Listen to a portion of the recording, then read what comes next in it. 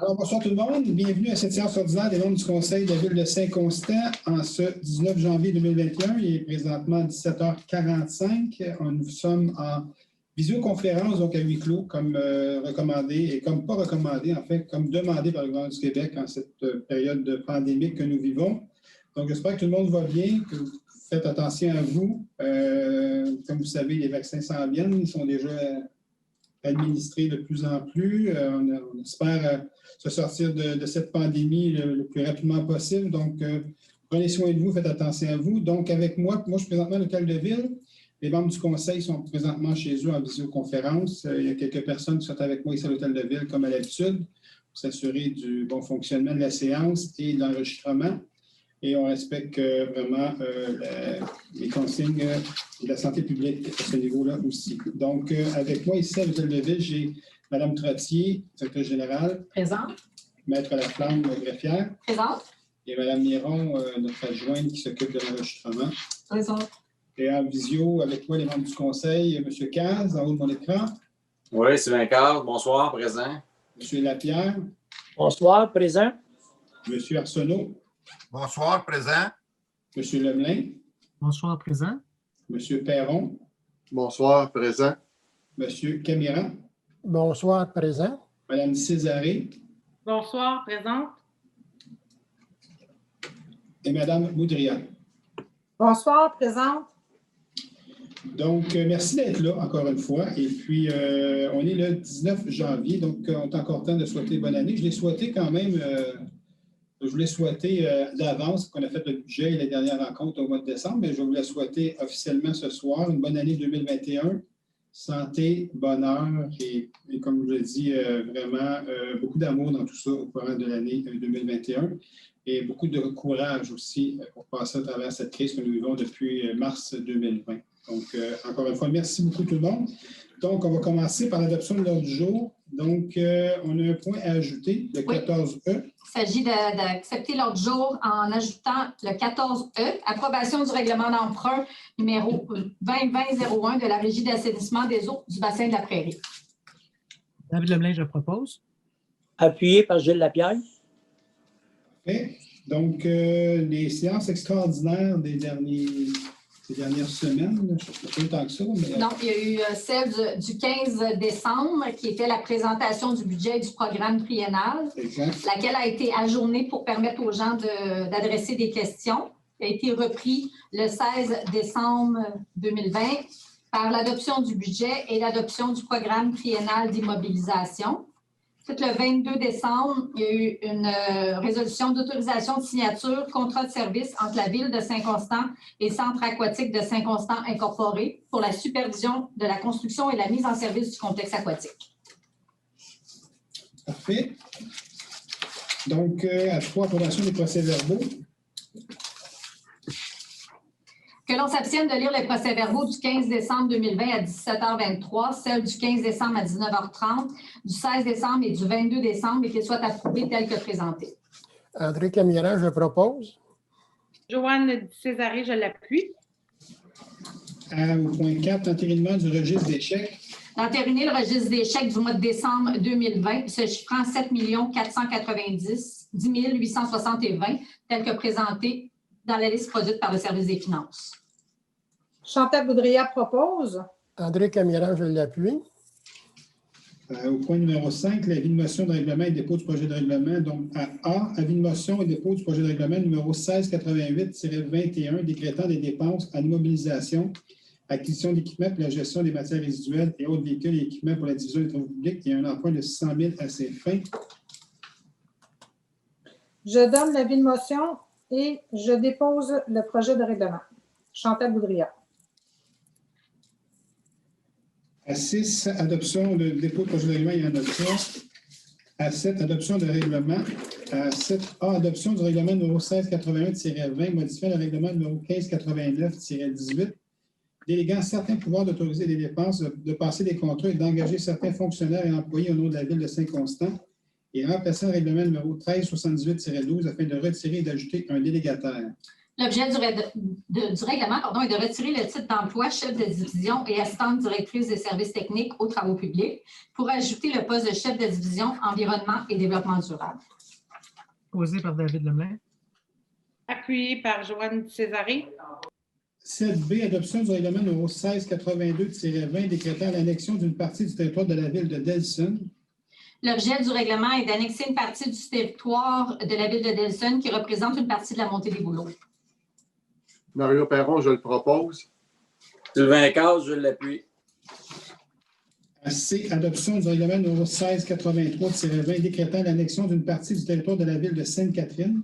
L'objet du règlement est d'annexer une partie du territoire de Sainte-Catherine composée des lots 2 370 847 et 2 378 850 et des parties de lots 2 370 854 et 2 371 055 situées au coin Saint-Pierre et 132. Chantal Boudria, je le propose. Sylvain Cazes, je l'appuie. Donc, c'est juste pour une précision pour ceux qui vont nous écouter ou qui nous écouteront. C'est pour faire la bretelle au niveau de l'endosse que le restaurant Chum. C'est un dossier qui perdure depuis des années, donc on est rendu à cette étape-là. Alors, on espère que tout se règle dans les prochains mois, qu'on puisse finalement faire cette fameuse bretelle pour tourner à droite. 7D, adoption du règlement numéro 1684-20 modifiant le règlement numéro 1532-17 sur les plans d'implantation et d'intégration architecturale afin d'assujettir les écoles maternelles d'enseignement primaire et secondaire. Une consultation écrite a remplacé l'Assemblée publique de consultation et la Ville n'a reçu aucun commentaire aux questions. L'objet du présent règlement, il s'agit d'assujettir les écoles au règlement sur les PIA. La proposition est faite d'adopter le règlement. Mario Perron, je le propose. André Camiran, je l'appuie. À 7E, adoption du règlement numéro 1685-20 modifiant le règlement numéro 1234-07 décrétant l'imposition de divers tarifs relatifs aux biens et services offerts par la Ville de Saint-Constant afin de modifier les tarifs applicables à l'administration générale, aux travaux publics, à l'urbanisme et aux loisirs, modules culturels, sport et aréna. Il s'agit de mettre de la mise à jour des tarifs au niveau des services mentionnés, l'objet du présent règlement, et la proposition est faite d'adopter le règlement. Chantal Boudria le propose. Appuyé par Gilles Lapierre. À F, adoption du règlement numéro 1686-20 modifiant le règlement numéro 1351-11 concernant les ententes relatives à des travaux municipaux et abrogeant le règlement numéro 1303-09 afin d'abroger la disposition relative à la participation financière de la Ville à l'égard des travaux de rétention fluviale souterraine. Une consultation écrite a remplacé l'Assemblée publique de consultation à l'égard du règlement et la Ville n'a reçu aucun commentaire ou question.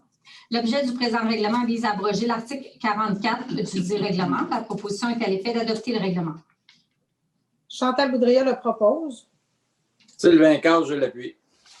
À 7G, adoption du règlement numéro 1687-20 décrétant les taux de taxes et compensations pour l'année 2021. L'objet du règlement est de prévoir les taux de taxes et de compensation pour l'année 2020 suite à l'adoption du budget. La proposition est à l'effet d'adopter le règlement. Mario Perron, je le propose. Appuyé par David Lemelin. À 8, contrat et entente. À 8A, acceptation finale des travaux et acquisition de l'eau par la Ville, projet de développement Terre 235, phase 2. L'ensemble des travaux de génie civil du projet a été réalisé en respect des plans et devis et la satisfaction de la division du génie. La proposition est d'autoriser le directeur des services techniques, le technicien chargé de projet ou l'ingénieur de projet à signer pour et au nom de la Ville l'acceptation finale des travaux et d'acquérir pour la somme de 1 $ du propriétaire le lot correspondant à une partie de la rue du Grenadier. Proposé par André Camiran. Joanne Césaré, je l'appuie. 7B, modification de contrat, soumission au service professionnel d'une équipe multidisciplinaire pour la conception, la préparation de plans et devis et la surveillance des travaux visant la requalification, la mise en valeur et la conservation du château d'eau de la Ville de Saint-Constant. Considérant que selon la loi sur les cités et villes, une municipalité ne peut modifier un contrat accordé à la suite d'une demande de soumission, sauf dans le cas où la modification constitue un accessoire à celui-ci et n'en change pas la nature. Considérant que selon le gestionnaire de projet, les travaux supplémentaires ne changent pas la nature des travaux, il s'agit d'entériner les modifications telles que soumises à la présente séance au contrat octroyé par la résolution 595-11-18 et d'autoriser le paiement des coûts supplémentaires à Nadeau-Blondin, architecte, dans le cadre du contrat pour la fourniture de services professionnels d'une équipe multidisciplinaire pour la conception, la préparation de plans et devis et la surveillance des travaux visant la qualification, la mise en valeur et la conservation du château d'eau pour un montant de 127 330 taxes incluses. Ce montant inclut les coûts de surveillance de 105 777 qui ne seront pas défrayés si la Ville décide de ne pas octroyer le contrat suite à l'ouverture des soumissions. Proposé par David Leblanc. Appuyé par Gilles Lapierre. 8C, acquisition de servitude contre une partie du lot 2870146 du cadastre du Québec, 281 montée Saint-Régis. D'acquérir pour la somme d'$1 de M. Jean-Claude Pigeon ou tout autre propriétaire les servitudes réelles et perpétuelles nécessaires à la construction, l'entretien, la réparation, la reconstruction et le maintien d'un émissaire fluvial. Proposé par Gilles Lapierre. Appuyé par André Camiran. D, autorisation de signature, protocole d'entente entre la Ville de Saint-Constant et la Régie intermunicipale d'incendie de Saint-Constant et Sainte-Catherine concernant la fourniture de services professionnels pour l'entretien mécanique des véhicules de la Régie. D'autoriser le maire ou le maire suppléant et la greffière ou la greffière adjointe à signer pour et au nom de la Ville le dit protocole, lequel est valide pour une durée maximale de 5 ans. Chantal Boudrial le propose. André Camiran, je l'appuie. 8E, acceptation provisoire des travaux de construction en mode conception-construction du complexe aquatique de Saint-Constant. D'entériner l'acceptation provisoire des travaux en mode conception-construction du complexe aquatique de Saint-Constant, prononcé par Construction L. Grenier Incorporée. Proposé par David Leblanc. Appuyé par Gilles Lapierre. Et 8F, octroi de contrat de gré à gré, fourniture, impression et distribution des comptes de taxes municipales 2021, 2022 et 2023. D'octroyer le contrat pour la fourniture, l'impression et la distribution des comptes de taxes municipales 2021, 2022 et 2023 à l'entreprise Les Imprimés Administratifs Continuum Limité, fournisseur ayant déposé l'offre la plus basse pour les options 1, 2 et 3, le tout aux conditions prévues aux documents contractuels et la proposition reçue. La valeur approximative du contrat est de 24 180,73 taxes incluses. Proposé par André Camiran. Appuyé par David Leblanc. 9 soumissions, il n'y en a pas. À 10 mandats non plus. À 11 dossiers juridiques, il n'y en a pas non plus. À 12 ressources humaines, il n'y a pas de dossier non plus. Et on s'en va à 13 gestion interne, donc 13A, annulation de l'indexation 2020 des loyers au 117 rue Saint-Pierre. Considérant la période de pandémie qui a sévi notamment durant l'année 2020 et qui a affecté plusieurs des petits commerces de la Ville de Saint-Constant, considérant que la Ville est propriétaire du bâtiment situé au 117 rue Saint-Pierre, considérant la non-admissibilité de la Ville à pouvoir adhérer à une aide gouvernementale au loyer pour alléger les charges de ses propres locataires, la proposition est à l'effet de décréter la non-indexation des loyers des locaux du 117 rue Saint-Pierre pour l'année 2020. Proposé par Joanne Césarée. Et appuyé par Chantal Boudria. 13B, autorisation emprunt temporaire. Considérant que l'article 567 de la loi sur les cités et villes prévoit que le Conseil peut contracter par résolution des emprunts temporaires pour le paiement total ou partiel de dépenses effectuées en vertu de règlement d'emprunt, laquelle procédure sert à financer les coûts des travaux autorisés par un règlement pendant leur réalisation et jusqu'à leur financement permanent qui se fait lorsque les travaux sont terminés. Considérant l'adoption des règlements 1328-10, 1523-16, 1552-17, 1572-18, 1574-18, 1575-18, 1576-18, 1582-18, 1590-18, 1600-19, 1608-19, 1617-19, 1618-19, 1636-19, 1643-20, 1652-20, 1657-20 et 1659-20, que le trésorier ou la trésorière adjointe soit autorisé à contracter des emprunts temporaires pour un montant total de 35 827 263 au moyen d'avance ou de billets remboursables à la demande pour et au nom de la Ville de Saint-Constant auprès de la Caisse des Jardins de Roussillon pour les règlements mentionnés et au taux d'intérêt suivant. Avance à taux variable, taux de base canadien de la banque, 2,45 date de la présence, minoré de 0,5 et acceptation bancaire, taux d'acceptation bancaire de 30 jours, 0,46,875 date de la présente, majoré de 0,5 Proposé par David Leblanc. Appuyé par Chantal Boudria. AC. Emprunt, acceptation des jardins. Considérant que la Ville a accepté par la résolution 561-12-20 une offre de service de la Caisse des Jardins des Moissons de Roussillon, Considérant que l'institution désire se prévaloir dans le cadre des autorisations d'emprunt du ministère des Affaires municipales des modalités de financement de la Fédération des caisses mentionnées dans l'offre, la proposition est que l'institution soit et elle est par les présentes autorisée à emprunter de la Fédération des caisses des jardins du Québec une somme n'excédant pas les limites établies par toute autorisation gouvernementale requises au terme des lois régissant l'institution, y compris les autorisations d'emprunt émises en sa faveur par le ministère des Affaires municipales, selon les dispositions de la loi sur les cités civiles, ou toute législation modifiant ou remplaçant celle-ci sous forme d'acceptation des jardins, émise dans le cadre du programme Acceptation des jardins, le tout conformément aux termes et conditions d'une convention à intervenir, que le projet de convention soumis soit et par le présent approuvé avec tels amendements, suppressions et ajouts, qui, de l'avis des personnes qui signeront la convention, peuvent y être requis, l'approbation de ces personnes étant prouvée de façon concluante par la signature de la convention,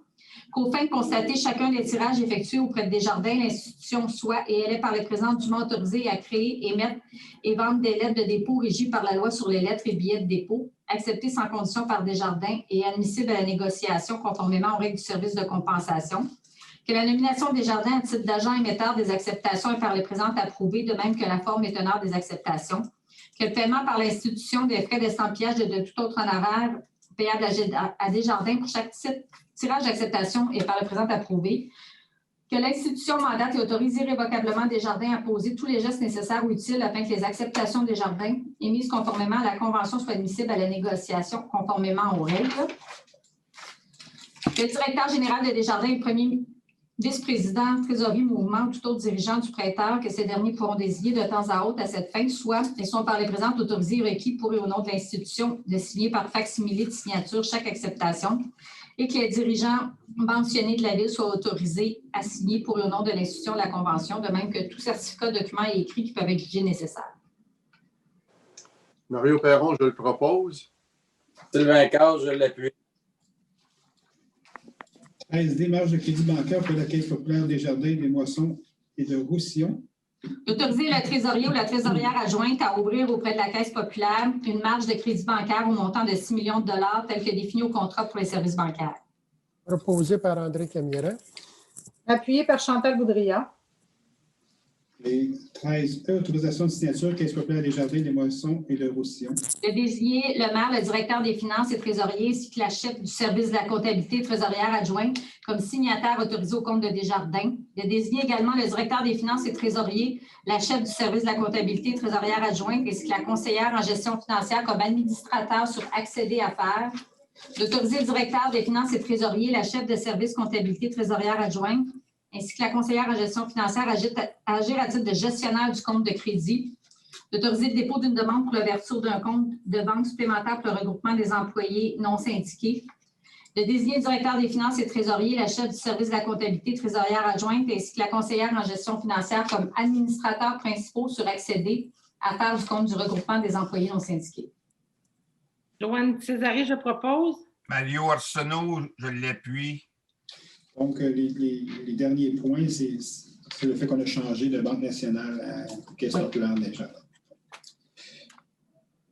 13F, modification de la résolution numéro 167-04-20, autorisation de signature avenant numéro 1, convention de bail commercial intervenue entre la Ville de Saint-Constant et Boucherie F. La Rivière et Fils Incorporé. C'est de remplacer l'adresse qui était indiquée 121 Saint-Pierre par 117 Saint-Pierre dans le texte de la résolution. Proposé par David Lemelin. Sylvain Cazes, je l'appuie. 13G, remembrement des lots 2428-428, 2428-433 et 2428-434 du cadastre du Québec, autorisation de signature. Considérant que les lots mentionnés doivent être remembrés pour le projet de mise en valeur du château d'eau, il s'agit d'approuver les documents cadastraux présentés, d'autoriser le maire ou le maire suppléant et la greffière ou la greffière adjointe à signer pour et au nom de la Ville tous les documents jugés nécessaires. Chantal Boudria le propose. André Camiera l'appuie. 13H, remplacement d'une partie du lot 2177-917 du cadastre du Québec et autorisation de signature. Considérant que le lot doit être remplacé pour créer 2 lots distincts afin que l'emprise excédentaire de la rue Guy, menant la rivière Saint-Pierre, puisse être lotie pour fin de construction ou de remembrement, d'approuver les documents cadastraux présentés et d'autoriser les représentants de la Ville à signer pour et au nom de la Ville tout document jugé utile et nécessaire. Mario Perron, je le propose. Sylvain Cazes, je l'appuie. 13I, autorisation de signature avec de consentement municipaux aux compagnies d'utilité publique. D'autoriser pour l'année 2021 le directeur des services techniques ou l'ingénieur de projet ou le surintendant des opérations de travaux publics à signer pour le nom de la Ville les consentements municipaux requis par les différentes compagnies d'utilité publique. Proposé par David Lemelin. Appuyé de Mario Arsenault. Et 13J, autorisation de signature, demande de permis auprès du ministère des Transports du Québec ou Hydro-Québec. De demander au ministère des Transports du Québec les permissions de voirie pour les nouvelles installations ou les permis d'intervention pour l'entretien pour des travaux planifiés et urgents qu'elle devra exécuter et qu'elle autorise le directeur des services techniques, l'ingénieur de projet ou le surintendant des opérations de travaux publics à signer ces permissions de voirie ou ces permis d'intervention. Mario Perron, je le propose. Joanne Césaré, je l'appuie. Donc, 14, gestion externe. 14A, paiement de la quote-part Communauté métropolitaine de Montréal, CMM. D'autoriser le trésorier ou la trésorière adjointe à payer la quote-part provisoire pour 2021 de la Ville à la CMM, laquelle a été établie à 501 084. Proposé par Gilles Lapierre. Sylvain Cage, je l'appuie. 14B, approbation du budget 2021 de l'Office municipal d'habitation de Roussillon-Est. D'approuver le budget 2021 de l'OMH de Roussillon-Est tel que soumis à la séance. Chantal Boudria le propose. André Camiral l'appuie. 14C, paiement de la quote-part Autorité régionale de transport métropolitain, ARTM. D'autoriser le trésorier ou la trésorière adjointe à payer la quote-part pour l'année 2021, laquelle a été établie à 2 274 349. Proposé par Gilles Lapierre. Joanne Césaré, je l'appuie. 14D, approbation du règlement d'emprunt numéro 2020-19 de la Régie intermunicipale d'incendie Saint-Constant et Sainte-Catherine. D'approuver le règlement d'emprunt numéro 2020-19 de la Régie d'incendie, décrétant l'acquisition d'un véhicule incendie citerne pompe 9 2021 ou plus récent et d'un emprunt au montant de 950 000 à ses fins, tel que soumis. Proposé par André Camiral. Et appuyé par Chantal Boudria. Et 14E, règlement d'emprunt de la Régie des eaux usées. D'approuver le règlement d'emprunt 20-01 de la Régie d'assainissement des eaux du bassin de la Prairie, décrétant la réalisation de travaux correctifs sur l'usine de biométhanisation et équipements connexes au site de la station d'épuration et un emprunt de 7 206 796 tel que soumis. Proposé par André Camiral. Appuyé de Mario Arsenault. À 15, demande de la Ville. À 15A, demande de certificat d'autorisation au ministère de l'Environnement et de la lutte contre les changements climatiques. Travaux d'aménagement du ruisseau La Saline en bordure du chemin de la Petite-Côte. Considérant que la Ville a transmis en janvier 2020 au ministère une demande de certificat d'autorisation pour les travaux d'aménagement du ruisseau La Saline en bordure du chemin de la Petite-Côte et que ces travaux sont requis de façon urgente suite à l'abaissement de celui-ci, considérant que malgré les informations remises concernant l'importance de ces travaux, aucun certificat d'autorisation n'a encore à ce jour été délivré à la Ville, puisqu'en soutien à leur analyse, les représentants du ministère ont sollicité l'avis de d'experts internes en matière hydraulique et un avis phonique au ministère des Forêts, de demander au ministère de l'Environnement et de la lutte contre les changements climatiques qu'il procède dans les plus brefs délais à l'émission du certificat d'autorisation requis aux travaux d'aménagement du ruisseau La Saline en bordure du chemin de la Petite-Côte à Saint-Constant et qu'à défaut, la Ville tienne le ministère responsable de tout dommage déjà subi ou à venir. Proposé par André Camiral. Appuyé par David Lemelin. 15B, demande à la Ville de Candiac, mise aux normes et à niveau de l'usine de traitement d'eau potable et agrandissement du réservoir Saint-Régis. De demander à la Ville de Candiac d'amorcer dès le début de l'année 2021 le processus de mise aux normes et à niveau de l'usine de traitement d'eau potable, et ce tel que recommandé dans le plan directeur de Candiac. Le processus d'agrandissement du réservoir Saint-Régis, également recommandé dans le plan directeur, et ce afin d'obtenir en tout temps une pression de sortie adéquate de 480 kPa au réservoir Saint-Régis, en vue de garantir l'approvisionnement adéquat en eau de l'ensemble des immeubles desservis par cette usine sur l'ensemble du territoire de la Ville de Saint-Constant. Joanne Césaré, je le propose. Mario Arsenault, je l'appuie. Et 15C, seconde demande à la Ville de Delson, sécurisation de la rue de l'Harmonie. Considérant qu'en décembre 2020, la Ville de Delson confirmait à la Ville de Saint-Constant qu'un bolard supplémentaire avait été installé à l'extrémité de la rue de l'Harmonie, suite à une visite de terrain des lieux, l'aménagement décrit ici s'avère insuffisant puisqu'un espace de 13 à 15 pieds entre le nouveau bolard et le lampadaire laisse toujours passer un véhicule vers les cours arrière des habitations de Saint-Constant. de demander à la Ville de Delson qu'elle sécurise de manière complète et définitive le bout de la rue de l'Harmonie, le tout afin d'éviter que les véhicules qui effectuent des sorties de route à Delson sur la rue de l'Harmonie ne terminent leur course dans les cours arrière des Constantins. Sylvain Carr, je le propose. Mario Perron, je l'appuie. 16, recommandations de la Ville. 16A, position de la Ville, demande de modification de zonage, zone M631. Considérant qu'une demande de modification de zonage a été déposée visant à permettre l'usage habitation multifamiliale de 9 logements et plus, considérant que le cadre bâti unifamilial et bifamilial se retrouve dans cette zone dont certains bâtiments sont d'intérêt patrimonial ne se prêtent pas à ce type de densification, considérant le rapport défavorable et les commentaires particuliers du CCU à l'égard de la demande, la proposition est à l'effet de refuser la demande de modification de zonage déposée pour la zone M631 par M. Éric Charret. Proposé par David Lemelin. Sylvain Carr, je l'appuie. 17, dépôt de documents. Il y a le B, appui aux mémoires de la table des Ah oui, excuse-moi, je l'avais coché. Excuse-moi. 16B, appui aux mémoires de la table des préfets élus de la Couronne Sud pour le maintien du transport local gratuit. Que la Ville de Saint-Constant appuie le mémoire de la table des préfets et élus de la Couronne Sud déposé dans le cadre du projet de refonte tarifaire de l'Autorité régionale de transport métropolitain. Que la Ville demande à l'Autorité régionale de transport métropolitain de reconnaître la part considérable de cette initiative de gratuité du transport local sur le développement du transport collectif pour le mieux-être des collectivités. Que la Ville de Saint-Constant demande à l'Autorité régionale de transport métropolitain de maintenir l'option pour les municipalités d'offrir le transport collectif gratuit à l'échelle locale dans le cadre de son projet de refonte tarifaire pour les services de transport collectif, qu'un exemplaire de cette résolution soit transmise à l'Autorité régionale de transport métropolitain.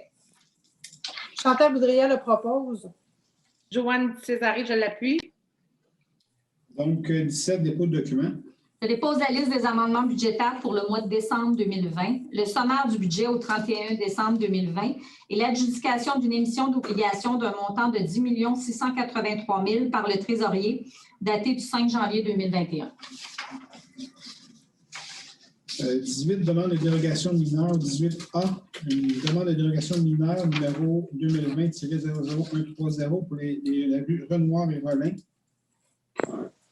Il s'agit d'une demande faite par Habitation Roussillon qui découle d'un projet de construction de 41 maisons unifamiliales contiguës dans le cadre du projet domiciliaire Héritage Roussillon phase 5 sur les lots projetés 6 345 661 à 6 345 701, lesquels seront situés sur les rues Renoir et Rollin. Une partie des cases de stationnement des lots 6 345 661 et 688 du Cadastre du Québec sera implanté sur la partie publique de la Ville, alors que le règlement de zonage précise qu'une aire de stationnement hors rue est obligatoire pour toute classe d'usage d'habitation. Les cases de stationnement des lots 6, 3, 4, 5, 6, 6, 1 et 6, 3, 4, 5, 6, 8, 8 ne comporteraient pas la profondeur minimale de 5,5 mètres sur la propriété privée et sera aménagée dans l'emprise municipale, alors que le règlement de zonage précise qu'aucune utilisation de l'emprise municipale n'est autorisée, sauf exception. Finalement, les cases de stationnement seraient aménagées devant la partie habitable de l'habitation sur environ 4,57 mètres de largeur, alors que le règlement de zonage précise que dans le cadre d'une habitation unifamiliale contiguë, la largeur autorisée dans la marge avant, délimitée par le prolongement des murs latéraux du bâtiment principal, excluant l'espace devant les garages attenants et intégrés, est portée à 3,5 mètres. Considérant qu'en vertu de l'arrêté ministériel du 2 octobre, la Ville a remplacé la possibilité de se faire entendre par une consultation écrite, considérant que la Ville n'a reçu aucun commentaire ou question par les personnes intéressées, la proposition est à l'effet d'approuver la demande telle que déposée. Mario Perron, je le propose. Sylvain Carr, je l'appuie. 18B, demande de dérogation mineure numéro 2020-00147, rue du Portage. Il s'agit d'une demande de gestion rodier pour le 1931 Seigneurial incorporé qui découle d'un projet de construction de 2 habitations multifamiliales de 4 étages totalisant 97 logements, soit 39 logements pour le bâtiment A et 58 logements pour le bâtiment B. Les dérogations pour le bâtiment A, en premier lieu, le pourcentage de maçonnerie serait de 56 % alors que le règlement de zonage précise que les murs de tout nouveau bâtiment principal relevant de la classe d'usage d'habitation multifamiliale doivent être recouverts de matériaux nobles dans les proportions minimales suivantes, soit 80 % de tous les murs. Plusieurs cases de stationnement situées dans le stationnement souterrain seraient implantées à moins de 3 mètres d'un mur ou d'une colonne ou de 4 mètres dans le cas d'une case de stationnement pour une personne handicapée, alors que le règlement de zonage précise que toute case de stationnement intérieur aménagée parallèlement à un mur ou à une colonne doit être d'une largeur minimale de 3 mètres, 4 mètres dans le cadre d'une case de stationnement pour personnes handicapées. Le stationnement intérieur ne comporterait pas une surlargeur de manœuvre avec une profondeur minimale de 1,2 mètres dans une extrémité du stationnement, alors que le règlement de zonage précise que toute allée de circulation située à l'intérieur d'une aire de stationnement et se terminant en cul-de-sac doit comporter une surlargeur de manœuvre d'une largeur minimale de 1,2 mètres.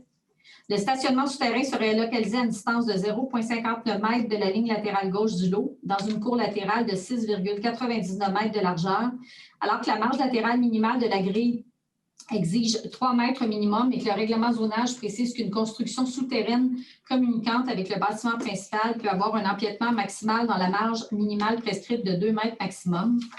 Finalement, le stationnement souterrain empiéterait de 6,4 mètres dans la cour latérale gauche, qui serait située à une distance de 0,59 mètres de cette ligne, et empiéterait de 13 mètres dans la cour arrière, alors que le règlement zonage précise que l'empiètement maximal d'une construction souterraine non apparente dans la cour est de 5 mètres. Maintenant, les dérogations pour le bâtiment B. Le pourcentage de maçonnerie serait de 65,5 % alors que le règlement de zonage précise que les murs de tout nouveau bâtiment principal relevant de la classe multifamiliale doivent être recouverts de matériaux nobles dans une proportion minimale de 80 % de tous les murs. La marge arrière de l'habitation multifamiliale de 58 logements projetés serait de 6,73 mètres, soit entre le mur arrière et la ligne arrière du lot. Alors que le règlement de zonage précise qu'une marge arrière est applicable et que celle-ci doit être d'un minimum de 10 mètres. Plusieurs cases de stationnement situées dans le stationnement souterrain seraient à moins de 3 mètres d'un mur ou d'une colonne ou 4 mètres dans le cas d'une case de stationnement pour une personne handicapée. Alors que le règlement de zonage précise que toute case de stationnement intérieur aménagée parallèlement à un mur ou à une colonne doit être d'une largeur minimale de 3 mètres, 4 mètres dans le cadre d'une case pour personne handicapée. Le stationnement intérieur ne comporterait pas une surlargeur de manœuvre avec une profondeur minimale de 1,2 mètres dans une extrémité du stationnement, alors que le règlement de zonage précise que toute allée de circulation située à l'intérieur d'une aire de stationnement se terminant en cul-de-sac doit comporter une surlargeur de manœuvre d'une largeur minimale de 1,2 mètres. Des porte-à-faux avec une projection de 0,80 mètres et situés à une distance de 6,02 mètres de la ligne arrière du lot, ainsi qu'un autre porte-à-faux d'un format irrégulier de 3,07 mètres par 4,82 mètres et situé à 7,3 mètres de la ligne arrière du lot. Et ça, dans la cour arrière, serait permis, alors que le règlement de zonage précise que l'empiètement maximal dans la marge prescrite est de 0,5 mètres. Le stationnement souterrain empiéterait de 29,51 mètres dans la cour arrière, alors que le règlement de zonage précise que l'empiètement maximal d'une construction souterraine non apparente dans une cour est de 5 mètres. Finalement, aucune bande de verdure ne serait présente entre l'allée d'accès menant au stationnement souterrain et le bâtiment, alors que le règlement de zonage précise que l'aménagement d'une bande de verdure s'applique à la classe d'usage résidentiel de type habitation multifamiliale, 9 logements et plus, que l'aménagement de cette bande de verdure est requis entre le bâtiment principal et toute aire de stationnement, de même que toute allée d'accès à celle-ci, et que la largeur minimale requise pour une bande de verdure doit être de 1,2 mètre minimum. Et enfin, pour le site dans son ensemble, les eaux pluviales se draineraient sur les surfaces en pavé alvéolé par des puisants, par des voies de circulation ainsi que par les caniveaux, alors que le règlement de zonage précise que pour les aires de stationnement de plus de 10 cases, les eaux de ruissellement doivent être drainées vers un jardin de pluie, une noue ou un fossé engazonné situé à proximité. Le stationnement extérieur ne comporterait pas une surlargeur de manœuvre avec une profondeur minimale de 1,2 mètres dans une extrémité du stationnement, alors que le règlement de zonage précise que toute allée de circulation située à l'intérieur d'une aire de stationnement et se terminant en cul-de-sac doit comporter une surlargeur de manœuvre d'une largeur minimale de 1,2 mètres.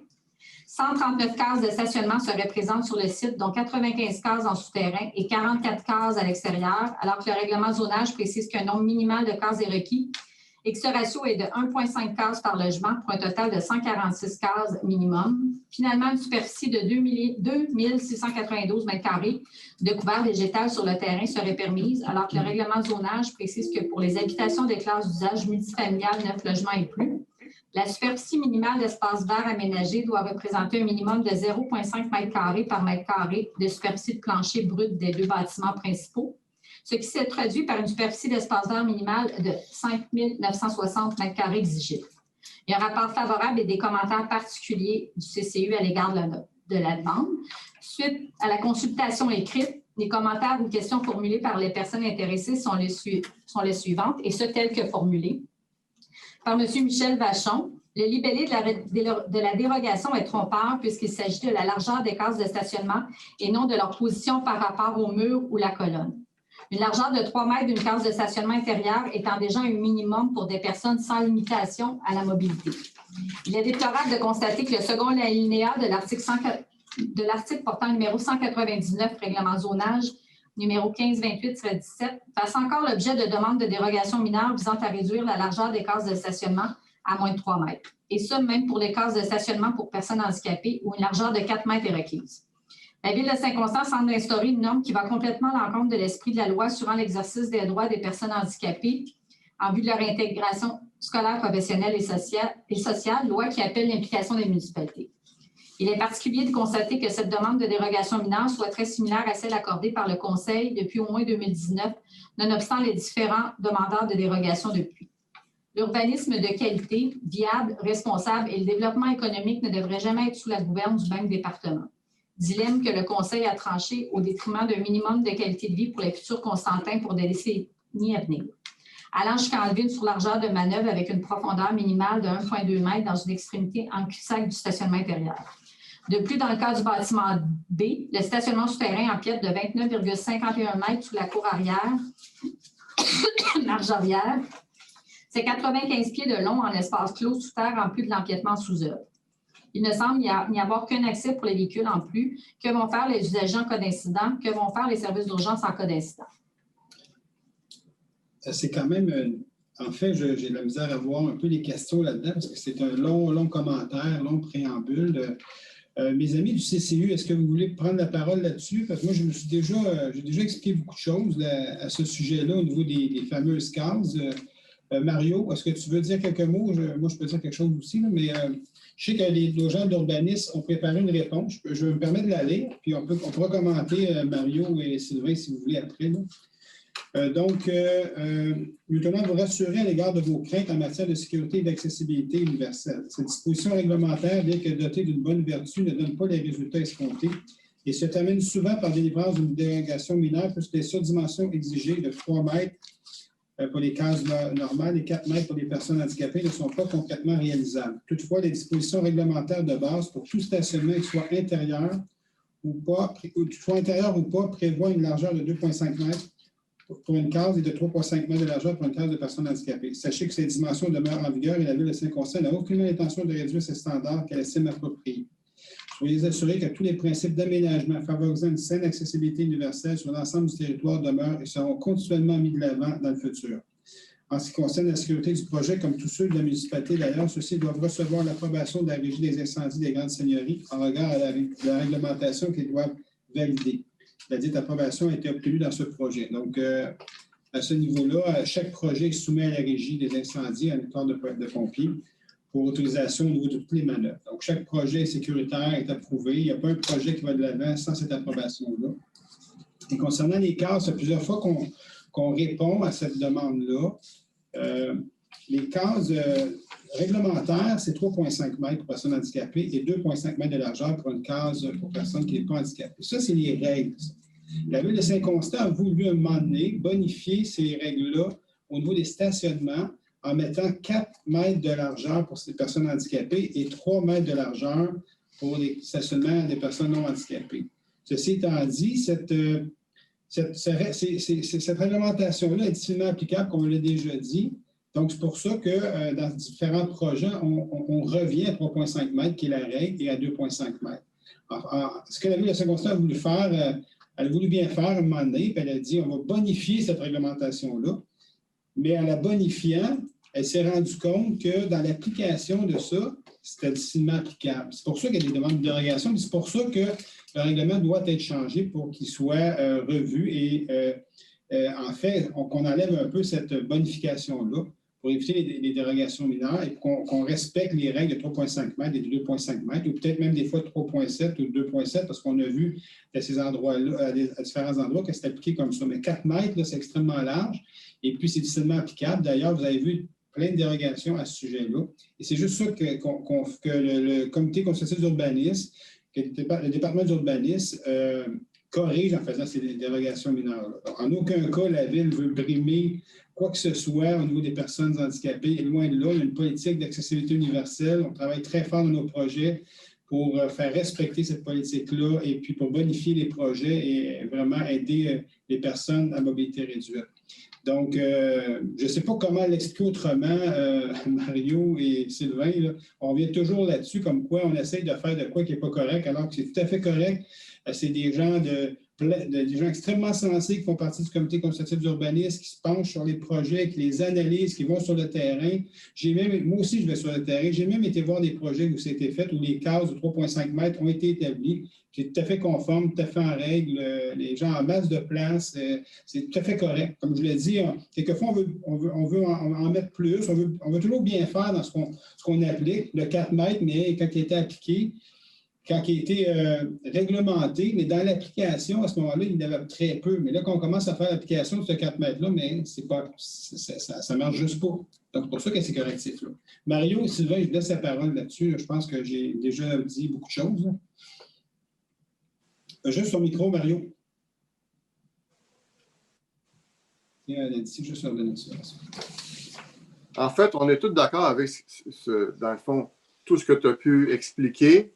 Mais je pense que la priorité tout le temps aussi, c'est de sécuriser les projets. Puis ils sont soumis au service des pompiers, toute le kit, parce qu'avant de dire OK, mais on veut être sûr nous-mêmes que des professionnels ont évalué le projet. Jamais on va accepter un projet qui n'aura pas été soumis d'abord et avant tout à une équipe professionnelle à ce sujet-là. Puis pour les espaces de largeur, bien souvent, ce qu'il faut comprendre dans le texte qui a été lu, c'est que c'est dans l'espace la plus étroite. Ça veut dire que quand il y a une colonne, la colonne ne fait pas la largeur et la longueur de l'espace de stationnement. C'est que à cet espace-là, soit qu'on rentre au milieu, ben pour l'espace de la colonne seulement qu'il y a un rétrécissement. Ils n'ont pas une grandeur. Exact. Sylvain? Ben, un autre point, lors des conseils du CCU, là, lors de nos rencontres, on tient compte aussi de l'application de la réglementation. Mettons, les dérogations qu'on fait là, ben, ça fait aussi dans les autres municipalités alentour, dans le CMM. On n'est pas différent des autres, puis on n'est pas marginal dans nos dérogations. Alors, on le voit ailleurs, on en tient compte aussi. D'autres projets ailleurs sont comme ça. Il y a aussi des dérogations. Ils respectent aussi, ils mettent les mêmes mesures dans les stationnements intérieurs sur terrain. Tout à fait. C'est que nos exigences, au départ, étaient plus grandes que les normes standards. Donc, on n'a jamais pu corriger nos normes standards parce que là, on ne l'a pas encore fait, mais à chaque fois, il faut revenir en dérogation. Et quand on aura vraiment changé nos chiffres pour les mettre aux normes standards, bien là, ça va passer évidemment comme il faut. Parce que aussi, l'architecte qui fait des plans, tout ça, se soumet aussi au Code national du bâtiment.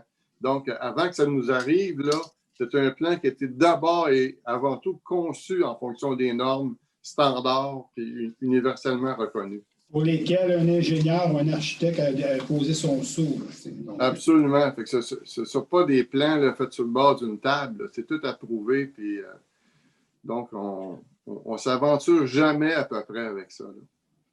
Comme tu disais, Mario, on va essayer de corriger. On a essayé de corriger cette réglementation-là, mais il y a eu une problématique à un moment donné. Un citoyen, en fait, c'est personne qui s'est promené, qui a donné de la désinformation aux gens.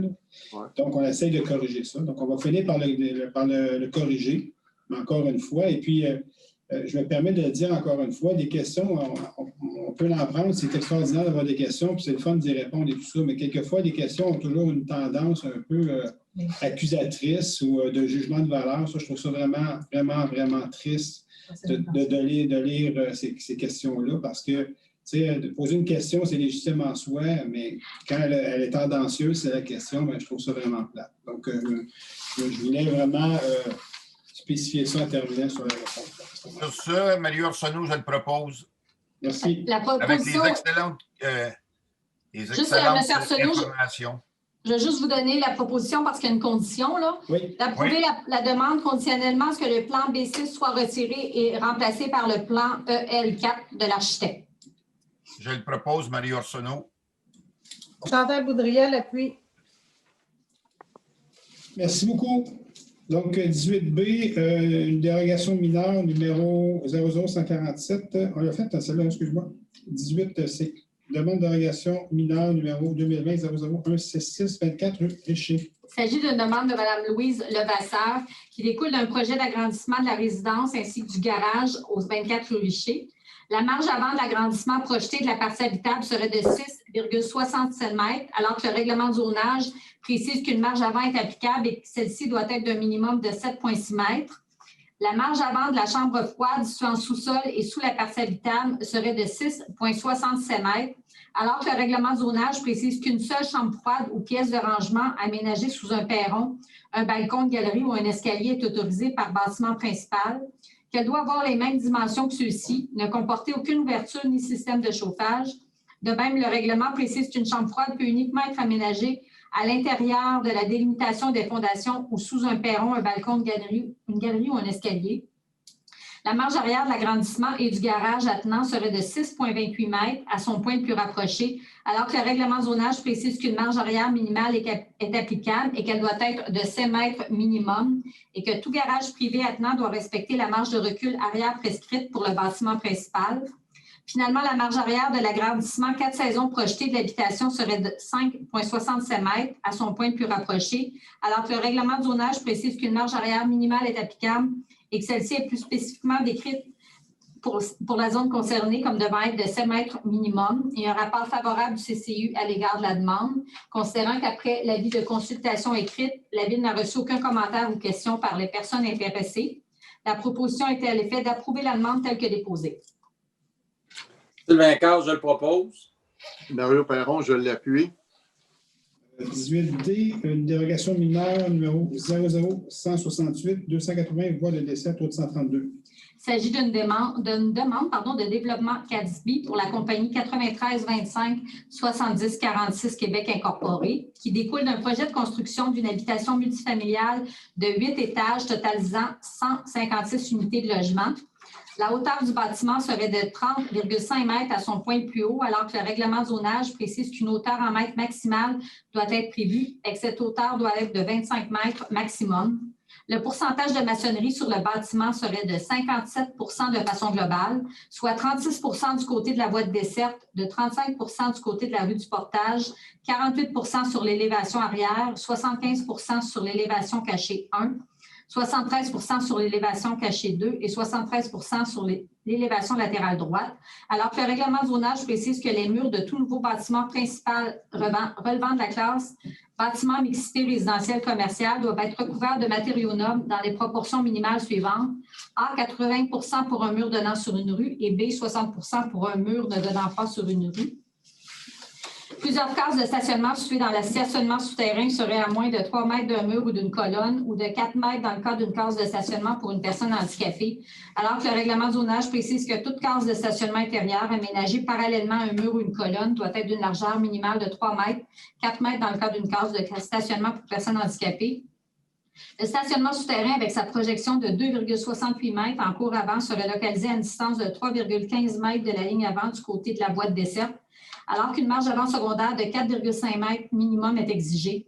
Le stationnement souterrain avec sa projection de 8,84 mètres dans la cour latérale droite serait à 1,22 mètres de la ligne latérale droite, alors qu'une marge latérale minimale de 5 mètres est exigée, et alors que le règlement de zonage précise qu'une construction souterraine communicante avec le bâtiment principal peut avoir un empiètement maximal dans la marge minimale prescrite de 2 mètres maximum. Le stationnement souterrain du bâtiment empiéterait de 8,84 mètres dans la cour latérale droite et serait situé à une distance de 1,22 mètres de cette ligne, et le stationnement souterrain empiéterait de 9,21 mètres dans la cour arrière, alors que le règlement de zonage précise que l'empiètement maximal d'une construction souterraine non apparente dans la cour est de 5 mètres. 223 cases de stationnement pour l'usage résidentiel seraient présentes sur le site et 18 cases extérieures pour l'usage commercial, alors que le règlement précise que pour l'usage d'habitation multifamiliale 9 logements et plus, le nombre de cases requis doit être de 1,5 cases par logement pour un total de 234 cases minimum pour l'usage résidentiel. Finalement, une superficie de 1749 mètres carrés de couvert végétal sur le terrain serait permise, alors que le règlement zonage précise que pour les habitations des classes d'usage multifamilial de 9 logements et plus, la superficie minimale d'espace vert aménagé doit représenter un minimum de 0,5 mètres carrés par mètre carré de superficie de plancher brut, ce qui se traduit par une superficie d'espace vert minimale de 7 363,72 mètres carrés. Il y a un rapport favorable du CCU à l'égard de la demande. Suite à la publication de l'avis pour la consultation écrite, commentaires ou questions soumis par la personne intéressée sont les suivantes. Par M. Michel Vachon, les commentaires sont en espèces les mêmes que ceux émis à l'égard de la demande de dérogation mineure numéro 2020-00147 quant à l'aménagement des stationnements souterrains. La réponse demeure la même. La réponse est la même. Alors, je propose, M. Arsenault. D'approuver la demande telle que déposée. Donc, j'ai M. Arsenault qui propose. Et Mario Perron l'appuie. 18E, une autre dérogation mineure, une demande 00173-313, Montée-Saint-Régis. Il s'agit d'une demande de la Ville de Saint-Constant pour le propriétaire, M. Freddy Forgeron, duquel elle doit acquérir un lot. Un projet de subdivision du lot 2 870 200 en lien avec des travaux d'infrastructure, une partie de la future piste multifonctionnelle, une partie de la passerelle sur la montée Saint-Régis. La profondeur du lot projeté 6 409 765 serait de 48,35 mètres du côté de la ligne latérale droite du lot et de 63,52 mètres de profondeur du côté de la ligne latérale gauche, alors que le règlement de lotissement précise les dimensions minimales des terrains à proximité d'un cours d'eau, soit un terrain riverain partiellement desservi. Aqueduc, dans le présent cas, situé à moins de 100 mètres d'un cours d'eau, doit respecter une profondeur minimale de 75 mètres. Il y a un rapport favorable du CCU à l'égard de la demande. La Ville n'a reçu aucun commentaire ou question par les personnes intéressées. La proposition est à l'effet d'approuver la demande telle que déposée. Chantal Boudria le propose. Appuyé par Gilles Lapierre. Merci. 18F, la dernière dérogation pour ce soir, la dernière demande plutôt. La 00180, rang Saint-Pierre-Sud, lot 2867392 du Cadastre du Québec et pour un lot projeté de 6355190 du Cadastre du Québec. Il s'agit d'une demande de M. Yves Longtin qui découle d'un projet visant la vente d'une partie de son terrain situé sur le lot 2 867 392. Le lot projeté 6 355 190 du Cadastre du Québec, un terrain agricole, posséderait une largeur de 6,92 mètres dans sa partie la plus étroite, alors que le règlement de lotissement précise qu'un terrain riverain non desservi, soit en partie ou entièrement à moins de 100 mètres d'un cours d'eau, doit comporter une largeur minimale de 50 mètres. Il y a un rapport favorable et des commentaires particuliers du CCU à l'égard de la demande. La Ville n'a reçu aucun commentaire ou question par les personnes intéressées. La proposition est à l'effet d'approuver la demande conditionnellement à ce que la Commission de protection du territoire agricole du Québec autorise l'opération cadastrale. André Camiran, je le propose. Appuyé par Gilles Lapierre. 19, demande de plan d'implantation et d'intégration architecturale, PIA. Oui. Pardon. Le 19A, le 703 rue Renoir. Il s'agit d'une demande d'habitation Roussillon qui vise à faire approuver le modèle de maison et les matériaux de revêtement de la nouvelle habitation unifamiliale isolée. Il y a un rapport favorable et des commentaires du CCU à l'égard de la demande. La proposition est à l'effet d'approuver la demande à la condition qu'un arbre à grand déploiement soit planté dans la cour avant. Mario Perron, je le propose. Joanne Césaré, je l'appuie. Le 19B, rue du Portage. Il s'agit d'une demande de gestion Rodier qui dépose une demande qui vise à faire approuver la construction de 2 habitations multifamiliales totalisant 97 logements sur la rue du Portage. Il y a un rapport partiellement favorable et des commentaires particuliers du CCU à l'égard de la demande. La proposition est à l'effet d'approuver la demande aux conditions suivantes. Un dépôt de garantie représentant une valeur de 30 000 doit être déposé avant l'émission des permis de construction, de manière à permettre à la Ville de Saint-Constant d'utiliser les fonds nécessaires pour réaliser des travaux d'aménagement advenant que les travaux ne soient pas effectués, que le plan G6 soit remplacé par le plan modifié EL4 traitant de la diminution des surfaces d'ouverture daté du 18 décembre 2020. Mario Arsenault, je le propose. Et Mario Perron, je l'appuie. 19C, le 252 rue des Tourneaux. Il s'agit d'une demande de M. Roger Bélanger qui vise à faire approuver un modèle d'habitation résidentielle unifamiliale de type cottage en remplacement de l'habitation existante. Il y a un rapport favorable du comité consultatif à l'égard de la demande. Il s'agit d'approuver la demande telle que déposée. André Camiran, je propose. Appuyé par Chantal Boudria. 19D, 691 rue Renoir. Il s'agit d'une demande d'habitation Roussillon qui vise à faire approuver le modèle de maison et les matériaux de revêtement de la nouvelle habitation unifamiliale isolée. Il y a un rapport favorable et des commentaires du CCU à l'égard de la demande. La proposition est à l'effet d'approuver la demande à la condition qu'un arbre à grand déploiement soit planté dans la cour avant. Mario Perron, je le propose. Appuyé par David Lemelin. 19E 851 rue Renoir. Il s'agit d'une demande d'habitation au Roussillon qui vise à faire approuver le modèle de maison et les matériaux de revêtement de la nouvelle habitation unifamiliale isolée. Il y a un rapport favorable et des commentaires du CCU à l'égard de la demande. Il s'agit d'approuver la demande à la condition que 2 arbres à grand déploiement soient plantés, dont un dans la cour avant. Mario Perron, je le propose. Joanne Césaré, je l'appuie. 711 rue Renoir. Il s'agit d'une demande d'habitation Roussillon pour faire approuver le modèle de maison et les matériaux de revêtement de la nouvelle habitation unifamiliale isolée. Il y a un rapport favorable et des commentaires du CCU à l'égard de la demande. La proposition est à l'effet d'approuver la demande à la condition qu'un arbre à grand déploiement soit planté dans la cour avant. Mario Perron, je le propose. Appuyé par Gilles Lapierre. 707 rue Renoir. Il s'agit également d'une demande d'habitation Roussillon qui vise à faire approuver le modèle de maison et les matériaux de revêtement de la nouvelle habitation unifamiliale isolée. Un rapport favorable et des commentaires du CCU à l'égard de la demande. Il s'agit d'approuver la demande à la condition qu'un arbre à grand déploiement soit planté dans la cour avant. Mario Perron, je le propose. Chantal Boudria l'appuie.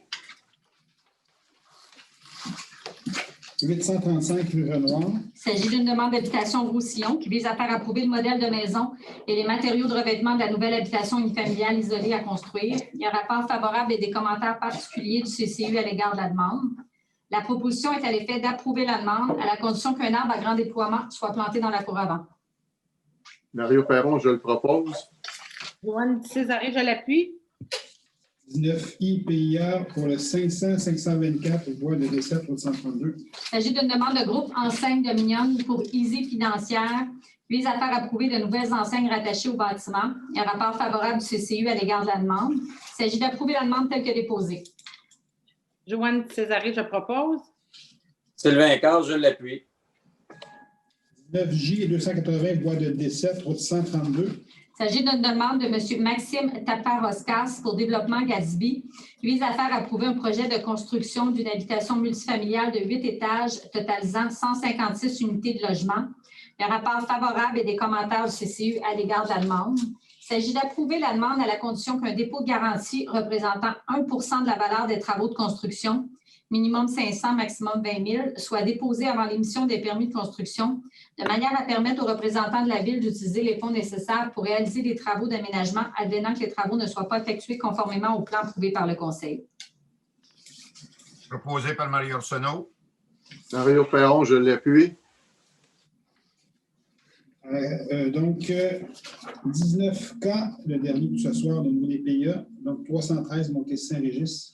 Il s'agit d'une demande de la Ville de Saint-Constant visant à faire approuver une opération cadastrale afin de faire la subdivision du lot 2 870 200 en créant les lots 6 409 766 et 765. Le lot projeté 6 409 766 serait ainsi créé pour des fins municipales et M. Forgeron conserverait le lot projeté 6 409 765. Il y a un rapport favorable du CCU à l'égard de la demande. La proposition est à l'effet d'approuver la demande telle que déposée. Chantal Boudria le propose. Appuyé par Gilles Lapierre. Donc, à 20, il n'y a pas de PPCMA pour ce soir. 21 périodes de questions. Est-ce que nous avons reçu quelques questions ce soir? Oui, nous avons reçu de 2 citoyens. Le premier citoyen, M. Michel Vachon. Considérant que le maire Jean-Claude Boyer est assujetti aux dispositions de la loi sur l'éthique et la déontologie en matière municipale.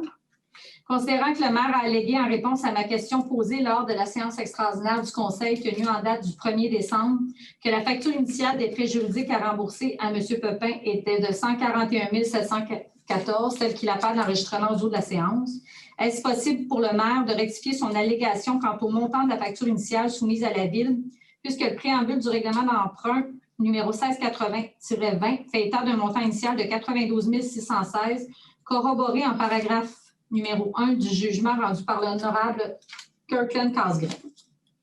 Donc, est-ce que tu as les documents, Sophie, que le directeur des finances a préparé?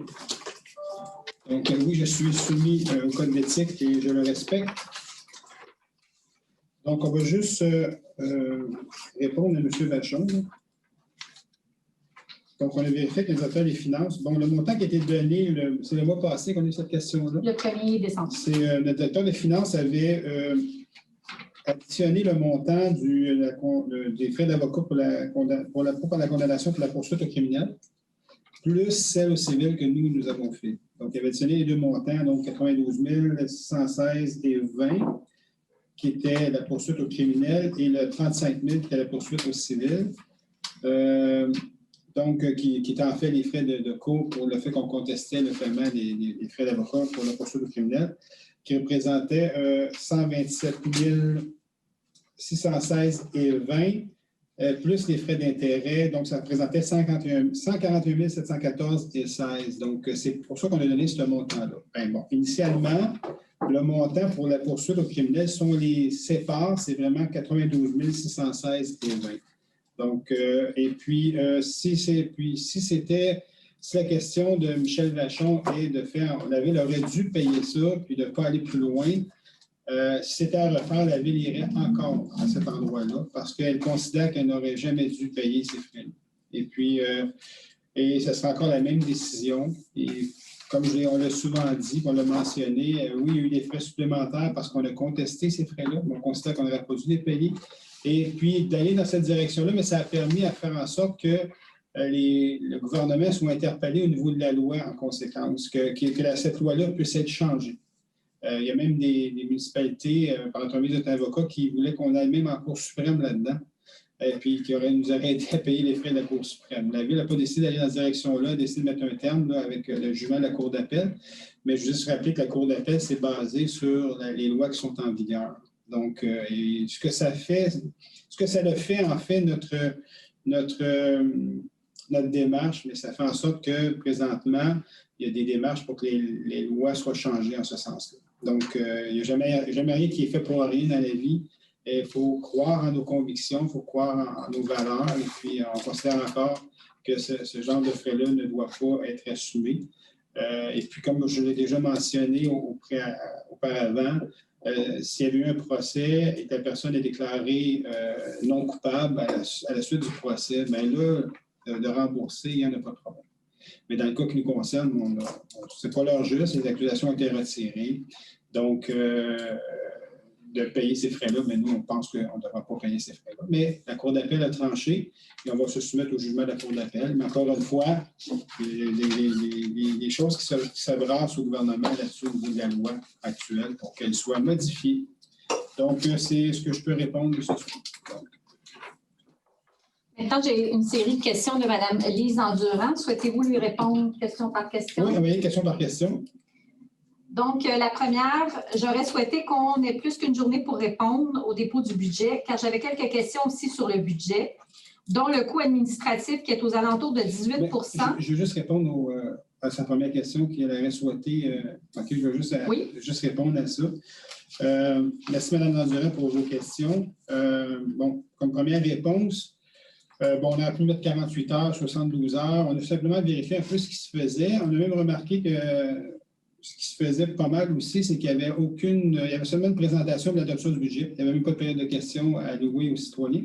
Parce que ce qu'il faut comprendre, c'est qu'il faut présenter le budget, accorder une période de questions et après faire l'adoption du budget. C'est ce qu'on a fait, nous, dans notre cas. On a fait une séance le 15 décembre pour présenter le budget.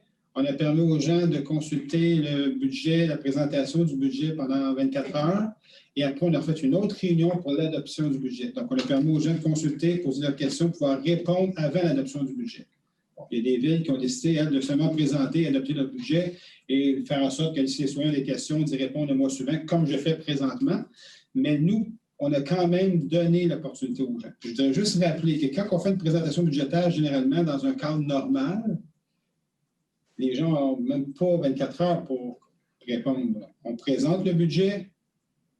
Pendant la présentation, les gens écrivent leurs questions quand je présente le budget avec le directeur des finances. Puis pendant la période de questions, lors de la même soirée, ils posent leurs questions. Puis après, on adopte le budget.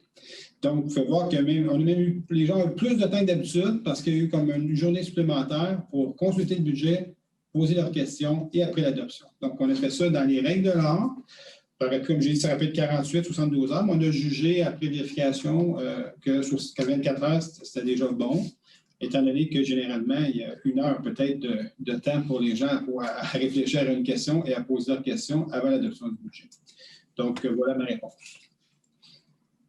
Ensuite, le coût administratif dans le budget qui est aux alentours de 18 alors que la moyenne d'une saine gestion est 15 Je vous rassure qu'on est en pleine saine gestion. Il faut faire attention aux différents blocs dans un budget d'administration générale. Il faut toujours faire attention à savoir qu'est-ce qu'il y a là-dedans avant de dire, bon, bien, comment ça, ils font plus qu'à 15 parce qu'il y a des années qu'il y a des dépenses extraordinaires, comme cette année.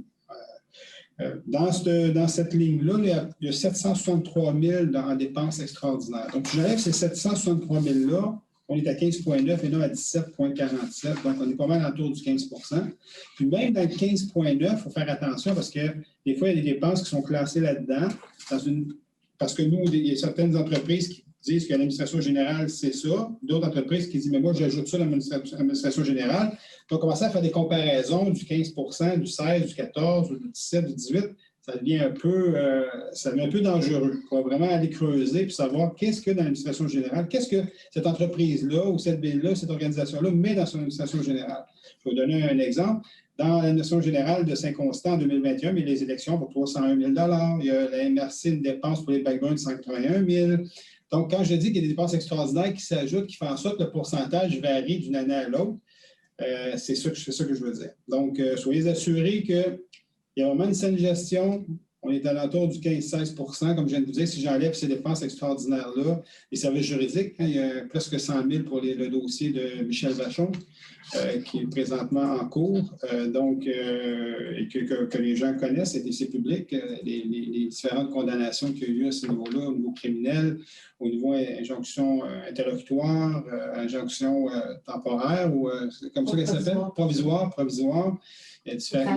Outrage au tribunal et tout ça. Donc, il y a des dépenses là-dedans qui sont des dépenses extraordinaires. Mais on le fait pour protéger nos employés, pour protéger la quiétude de nos gens ici à l'interne. Donc, c'est un peu ça que je veux dire. Il faut toujours faire attention et analyser plus pointu que juste prendre un chiffre de le fameux budget là, qui était les dépenses, permettez-moi de regarder ça rapidement, je l'ai devant moi, les dépenses d'administration générale, 8 416 357 divisé par 48 164 809, qui me donne un pourcentage. Ah, voilà mon pourcentage. Donc, c'est plus haut que 15 il n'y a pas une saine gestion. Non, il ne faut pas faire ça. C'est extrêmement trompeur. Il faut faire une analyse beaucoup plus pointue, comme je viens de le faire assez rapidement en quelques instants. Là. Donc, c'est ça que je veux répondre à Mme Dandurand là-dessus. Puis, si vous voulez plus de précision, n'hésitez pas à m'écrire comme vous l'avez fait. Donc, peut-être juste en profiter, Sophie, je pense que tu n'as pas eu des questions par le bon canal. Non, c'est ça. On invite les gens pour les questions pour les séances envoyées à l'adresse du service du greffe. Du service du greffe et non par les requêtes. Un, c'est pas sûr que je vais l'avoir pour la séance, pour une requête. Et deux, c'est écrit plus compact. C'est difficile de comprendre les questions à ce moment-là. Exact. Puis juste pour vous dire, les autres villes, là, puis encore une fois, là, il faut faire attention parce que les autres mettent peut-être d'autres choses dans l'administration générale qui font en sorte que le pourcentage est plus élevé que le fameux 15 que Mme Dandurand dit. Là. Candiac à 17,67, la Prairie 16,48, Dessus 17,48. Juste faire attention, on entend un petit bruit. Peut-être juste vous mettre à mute, ceux qui ne sont pas. Merci beaucoup. Mario Arsenault, s'il te plaît. Merci beaucoup. Donc, c'est juste, je fais juste toujours une mise en garde. Quand on parle de chiffres, il faut toujours bien savoir d'où ils viennent, qu'est-ce qu'il y a dans les chiffres pour pouvoir porter une bonne analyse, pour avoir un résultat qui veut dire ce qu'on veut dire à ce moment-là.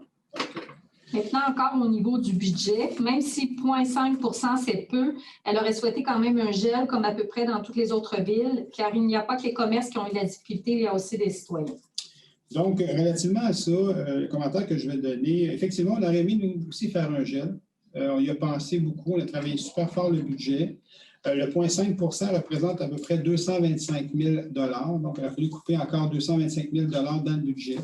On trouvait d'aller jusque-là que ça aurait été un peu irresponsable pour les années qui s'en viennent aussi.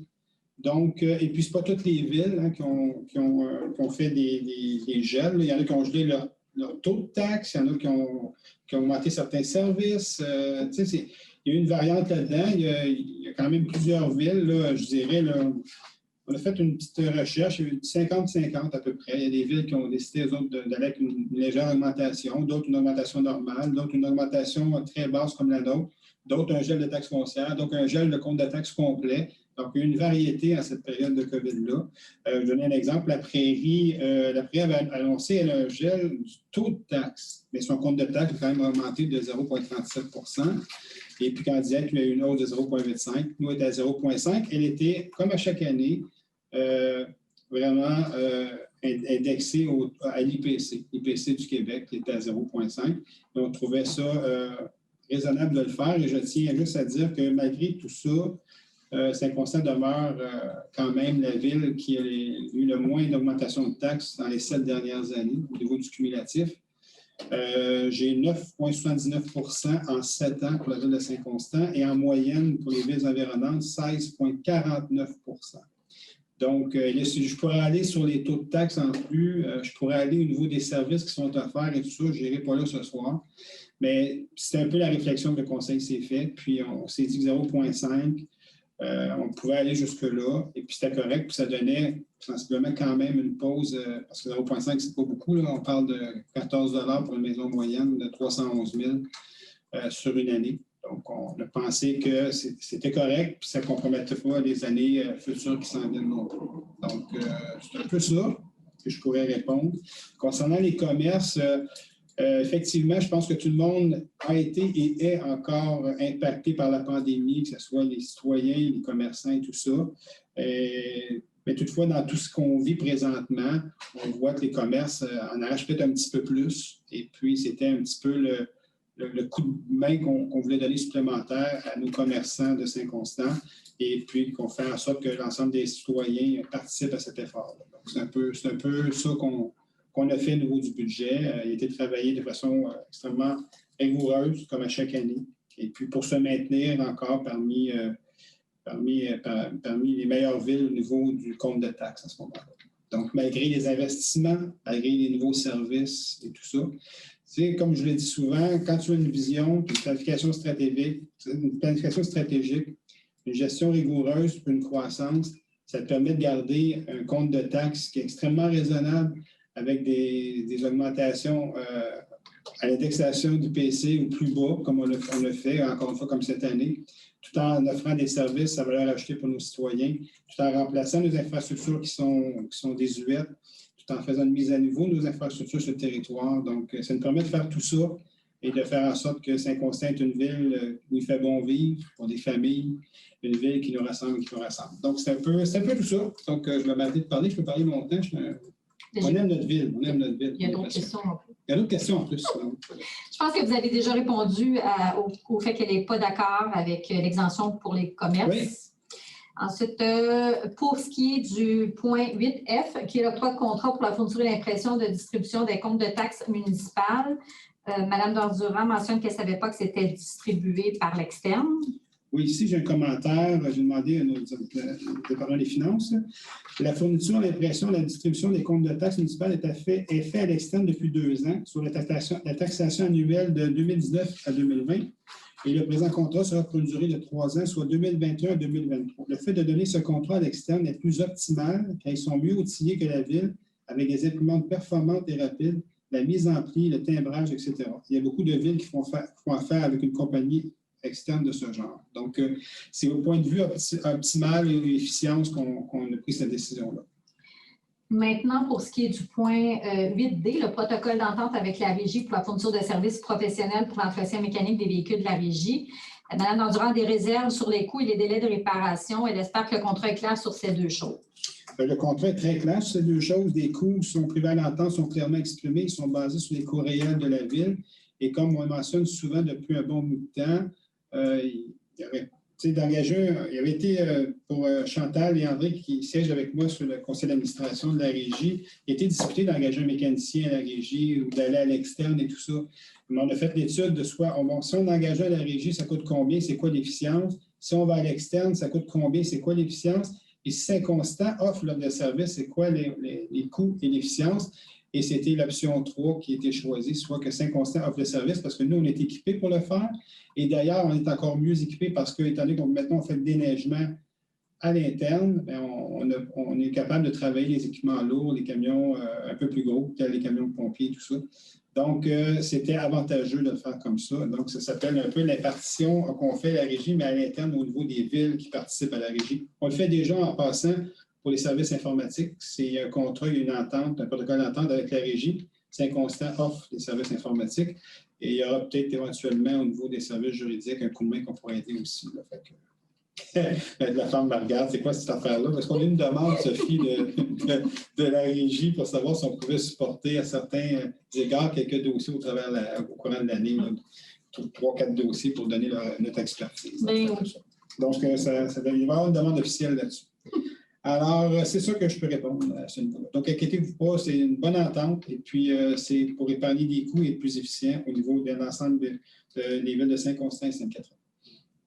Donc, pour le point 8B, qui était la modification au contrat de service professionnel d'une équipe multidisciplinaire pour la conception, la préparation de fin de vie et la surveillance des travaux pour la requalification du château d'eau. Madame Dandurand a des réserves qu'on confie à la même équipe ensemble la conception et la surveillance. Pour elle, ça semble un peu un conflit d'intérêt. Je vois juste peut-être une mauvaise compréhension de la conception. Quand on parle de la conception, ici, on ne parle pas de la construction de château d'eau. La conception, on parle des architectes qui ont travaillé à faire les plans et devis. Avec ça, on s'en va en appel d'offres. Il y a une compagnie qui sera choisie, qui gagnera l'appel d'offres et puis qui construira le château d'eau. Et la surveillance sera faite par la compagnie qui a fait les plans et devis et les architectes pour s'assurer que ce qu'ils ont fait, c'est vraiment ça qui se passe sur le terrain. Donc, c'est tout à fait cohérent de le faire comme ça. Donc, je pense que la question, je pense que Mme Dandurand pensait que c'était la même compagnie qui construisait et qui surveillait. Donc, c'est pas ça du tout. Le concept, c'est la conception des architectes et les mêmes architectes vont surveiller la construction qui sera faite par une autre compagnie à ce moment-là pour s'assurer que ce soit fait dans les règles de l'art de ce qu'ils ont préparé comme plans et devis. Ensuite, au point 5, qui est l'avis de motion et le dépôt du projet de règlement 1688-21 qui décrète des dépenses en immobilisation et un emprunt de 600 000. Mme Dandurand ne comprend pas le sens de l'emprunt. Le règlement d'emprunt est prévu pour l'acquisition d'équipements pour l'écocentre, soit l'achat de conteneurs et d'un camion pour le transport des conteneurs et aussi l'achat d'un élévateur pour l'entretien de la machinerie de la régie d'incendie prévue dans l'entente au point 8D. Qui est payé à 50 par Qui est payé à 50 par la régie, exactement. Donc, ça va servir, cet équipement-là va servir pour réparer nos camions de déneigement et ceux de la régie. Et pour l'achat de conteneurs et le camion pour transporter des conteneurs, c'est parce qu'on a commencé à faire l'exercice à l'interne. Tout comme on le fait pour le déneigement, on s'est aperçu que si on avait nos propres équipements, si on faisait ça à l'interne, au lieu d'engager une compagnie pour nous apporter des conteneurs et transporter les conteneurs pleins pour les emmener à un endroit pour disposer des matières, ça nous coûterait moins cher. Donc, c'est pour ça que ça va dans cette direction-là. Donc, je pense qu'il y a une économie d'au-dessus de 100 000 par année, là, je pense. C'est pas plus. Elle aimerait savoir où en est la fusion des services des incendies. La fusion des services d'incendie, ça travaille très fort présentement. Il y a des rencontres avec les directeurs généraux de Candiac et ceux de Saint-Constant et Sainte-Catherine. Quand je parle de rencontres, je parle des visioconférences, bien sûr. Il y a un travail qui a été fait par notre nouveau directeur d'incendie, M. Claude Brossois, votre directeur d'incendie de Candiac. Quand je parle de Candiac, ça inclut Delsun parce que Candiac dessert Delsun. Donc, on avance rondement dans ce dossier-là pour arriver avec des nouvelles, je l'espère, mieux que ce qui est arrivé la première fois qu'on a essayé. Donc, ça s'en va dans la bonne direction. Des rencontres se poursuivent. Il y a un beau travail qui est fait. Donc, surveillez les prochaines semaines, les prochains mois. Et puis, je sais que vous aviez aussi, en tout cas, je me permets de le dire, là, le terrain, il y a eu des résolutions là-dessus dernièrement. Le terrain qui est ciblé pour la caserne, c'est le terrain en face du métro. Donc, on revient. En fait, il y avait eu beaucoup de travail qui a été fait dans le passé. On ne savait pas trop où mettre, soit à différents endroits. Là, même, il avait été mentionné de faire une seule caserne à Delsun. Si on n'était pas d'accord, Candiac non plus. Donc, tout ça pour dire que le terrain ciblé pour la nouvelle caserne, ça va bon train. Il y a eu des résolutions qui ont été faites en ce sens-là de Saint-Constant et de Sainte-Catherine pour appuyer les démarches de la régie pour obtenir une subvention d'à peu près 4,5 millions pour une construction d'une caserne. Donc, le terrain, c'est en face du métro, c'est toujours au même endroit. et Candiac a déjà fait l'acquisition d'un terrain dans son coin à elle pour une caserne aussi de ce côté-là, avec une subvention de 4,5 millions aussi. Donc, 2 casernes, 4,5 millions de subventions de chaque côté pour un total de 9 millions. Donc, ça va bon train. Donc, surveillez les annonces à ce sens dans les prochaines semaines, prochains mois. Comme je vous dis, là, tout roule rondement comme jamais. Alors, c'est bon signe. Donc, elle dit bravo pour la glissade et l'entretien de la pente à la base de plein air. Elle mentionne qu'au pavillon de la biodiversité, il faudrait mettre un peu plus d'attention sur l'anneau de glace parce qu'elle n'est pas belle. Maintenant, elle va nous écouter en audio, mais elle est déçue qu'on ne puisse pas nous voir comme c'est le cas dans d'autres villes. Concernant la pente à glisser, on est très fiers, effectivement. Le remont de pente fonctionne super bien. On est très fiers. Les gens sont super contents. Concernant l'anneau de glace, ça a déjà été spécifié à nos gens des travaux publics. Il me semble avoir une problématique à faire de la glace à cet endroit-là à cause de la surface. On va travailler à trouver une solution pour que ça soit plus facile l'an prochain. Concernant les séances audio versus vidéo, quand la pandémie est arrivée, tout le monde s'est tourné rapidement. Il y a eu des directives du gouvernement de faire ça en huis clos. Donc, on a commencé à faire ça en audio. Je sais qu'il y a des villes qui ont commencé à enregistrer vidéo. Moi, je sais qu'on le fait à la MRC, à d'autres endroits où je siège. Nous, on a simplement continué audio, là, sans se poser trop de questions là-dessus, parce que, en fait, c'est le contenu qui est important, c'est ce que vous entendez, là, que vous nous voyez ou pas, c'est ce que vous entendez, c'est ce qui est débattu et les résolutions qui sont adoptées. Mais je vous entends très bien, et comme je vous dis, on le fait nous autres déjà ailleurs, soit à la MRC, tout ça. On va regarder ça ici à l'interne avec les membres du conseil et au niveau de nos gens d'informatique pour savoir qu'est-ce qu'on peut faire là-dessus si la pandémie se poursuit. En tout cas, c'est sûr que ça va se poursuivre les prochaines semaines, les prochains mois au niveau des séances à huis clos. Donc, on vous revient. Mais merci du commentaire. Donc, on regarde tout ça attentivement. Alors, ça met fin à la période des questions. Merci beaucoup pour les questions. C'est très apprécié.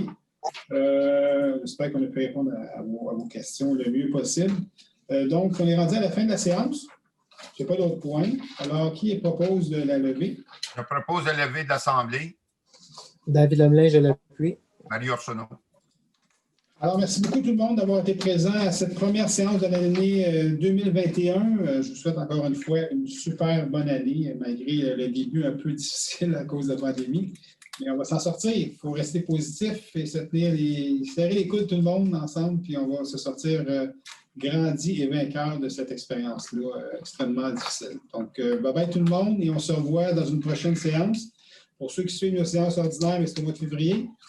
Donc, il y aura peut-être des séances extraordinaires entre ça, parce qu'il y a certains dossiers qui avancent quand même. Donc, bye-bye tout le monde.